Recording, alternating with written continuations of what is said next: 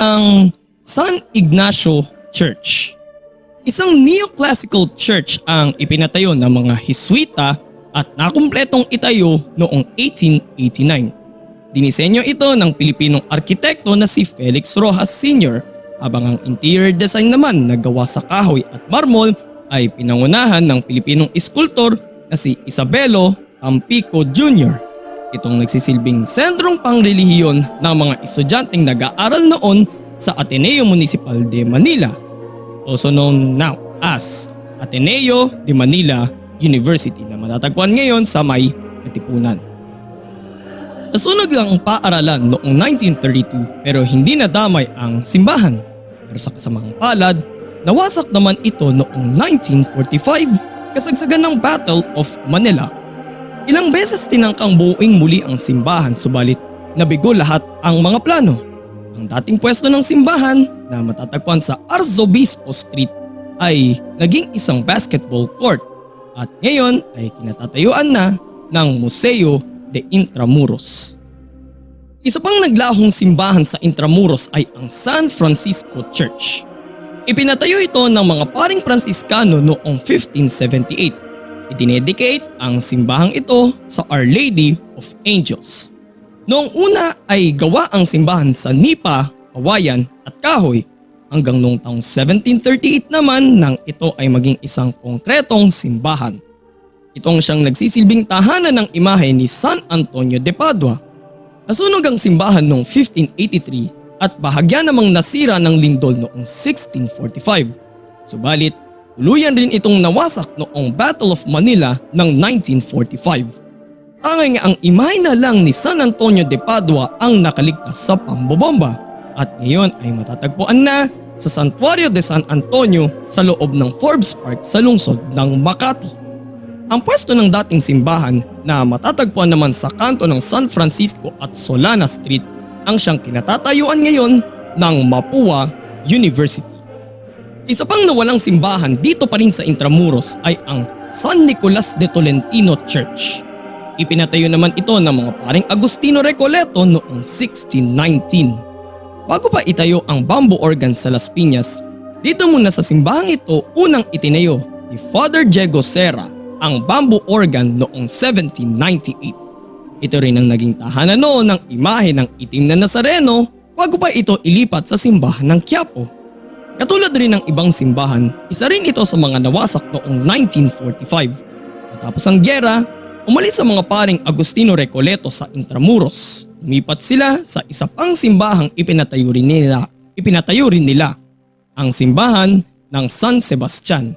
Ito ang kaisa-isang simbahan sa Pilipinas na gawa sa bakal.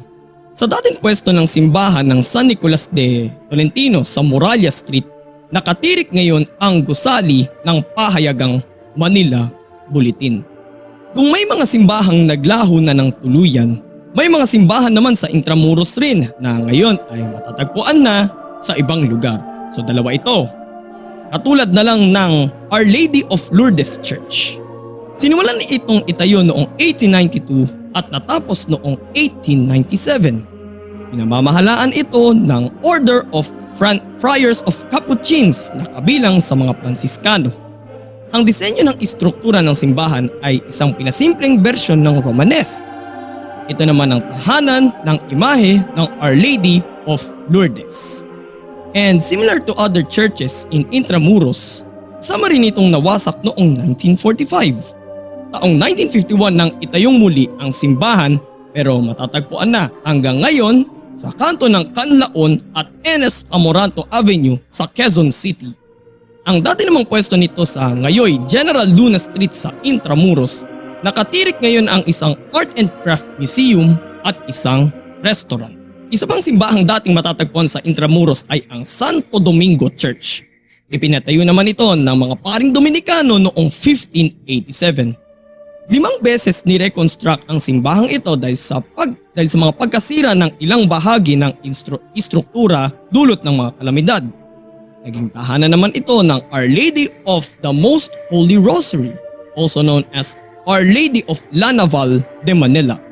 Subalit ito ang unang simbahan sa Intramuros na binomba ng mga Hapon. Nangyari ito noong 1941. Wasak man ang simbahan pero nakaligtas naman ang imahe ng Our Lady of La Naval de Manila mula sa pambobomba.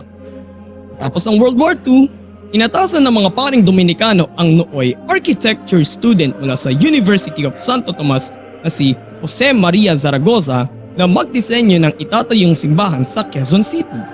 Taong 1954 nang binuksan na ang Santo Domingo Church sa nasabing lungsod. Tagpuan ito ngayon sa kahabaan ng Quezon Avenue.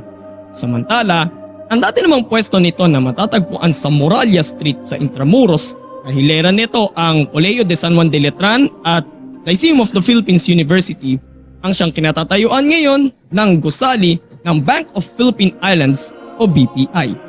Pero may dalawa pang simbahan sa Intramuros ang hanggang ngayon ay makikita pa rin doon. Isa na rito ay ang San Agustin Church. Matatagpuan pa rin ito sa kanto ng General Luna at Santa Potencia Street sa Intramuros. Sinimulan naman itong ipatayo ng mga paring Agustino noong 1586 at natapos noong 1607. Ito ang pinakamatandang simbahan sa buong Pilipinas. Mayroong libingan na matatagpuan sa ilalim ng simbahang ito. Ilan sa mga nakalibing dito ay sina Miguel Lopez de Legazpi, Juan de Salcedo, Guido de la Vezaris, si Juan Luna, Blessed Peter Zuniga, si Pedro Paterno at si Trinidad Pardo de Tavera.